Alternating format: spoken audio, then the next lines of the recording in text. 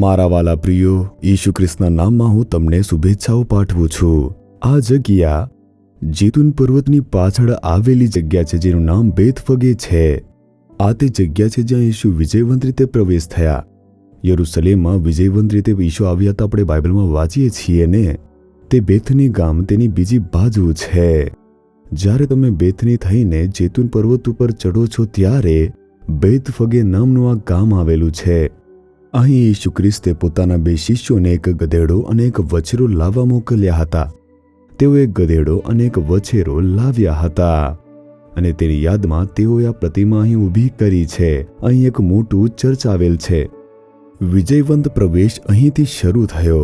દરેક વ્યક્તિ હોસન્ના ગાતી અને પરમેશ્વરની સ્તુતિ કરતી હતી અને પ્રભુ યરુશલેમમાં પ્રવેશ્યા। તેઓએ તે જગ્યાએ, આ જે જગ્યા છે ત્યાં એક સુંદર ચર્ચ બનાવ્યું અને લોકો ત્યાં પ્રભુની આરાધના કરે છે। સારું, પ્રભુ પાસે તમારા માટે શું વચન છે, શું આમ પૂછી રહ્યા છો? પુનર્નિયમ 33મો અધ્યાય તેની 29મી કલમ। હે ઇઝરાયલ, તને ધન્ય છે, યહોવાથી તારણ પામેલી તારા જેવી પ્રજા બીજી કઈ છે? આમ વચન કહે છે, પ્રભુ દ્વારા બચાવેલા લોકો। તેથી ધન્ય કોણ છે? આશીર્વાદિત જે વ્યક્તિ છે તે કોણ છે? જેઓ પ્રભુ દ્વારા બચાવેલ છે। હું પરમેશ્વરમાં વિશ્વાસ કરું છું, હું પ્રભુને પ્રેમ કરું છું, તે સારું છે, પરંતુ તે પૂરતું નથી। આપણે તેમના દ્વારા બચાવેલ હોવાનો અનુભવ કરવો જોઈએ। જેમ યોહાન તેનો 1લો અધ્યાયને 12મી કલમ કહે છે, જે લોકોએ ઈશુના નામે વિશ્વાસ કર્યો અને તેમને પોતાના હૃદયની અંદર સ્વીકાર્યા, તેઓ જ તેમના દ્વારા બચાવેલા અને ઈશ્વરના બાળકો છે।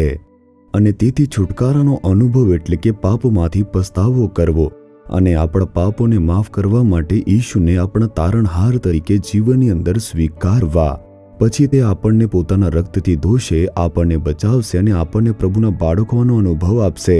અને એવા લોકો તે આશીર્વાદિત છે, તે ખૂબ જ આશીર્વાદિત છે। આવી રીતે બાઇબલ કહે છે। શું તમારો ઉદ્ધાર થયો છે? તમે ઈશુને પ્રેમ કરો છો? તમને ઈશુ ગમે છે? પરંતુ છુટકારાનો જે અનુભવ છે તમારે ચોક્કસપણે મેળવવો જોઈએ। તમે પાપમાંથી પસ્તાવો કરો છો, પ્રભુ પાસેથી માફી મેળવો છો, તે જ અનુભવ છે છુટકારાનો અનુભવ। જો નથી મેળવ્યો તો આજે છુટકારાનો દિવસ છે। જ્યારે તમને ખાતરી હોય કે તમને પાપોની માફી મળી છે, ત્યારે જ તમે હિંમતભેર મૃત્યુનો સામનો કરશો। મૃત્યુ પછી તમે સ્વર્ગની અંદર જે પરલોક છે તેમાં, એટલે કે પરમેશ્વરના રાજ્યમાં જઈ શકો છો। એટલા માટે છુટકારો ખૂબ જ જરૂરી છે।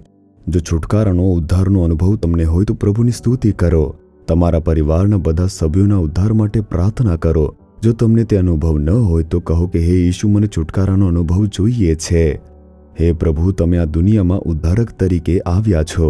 તમે અમને છુટકારો આપવા માટે વધસ્તંભ પર મર્યા। આ પુત્ર, આ પુત્રી જે ઉદ્ધાર પામે છે તેના માટે હું સ્તુતિ કરું છું। જેઓ હજુ સુધી ઉદ્ધાર પામ્યા નથી, અનુભવ પ્રાપ્ત કરે, તેના માટે હું પ્રાર્થના કરું છું।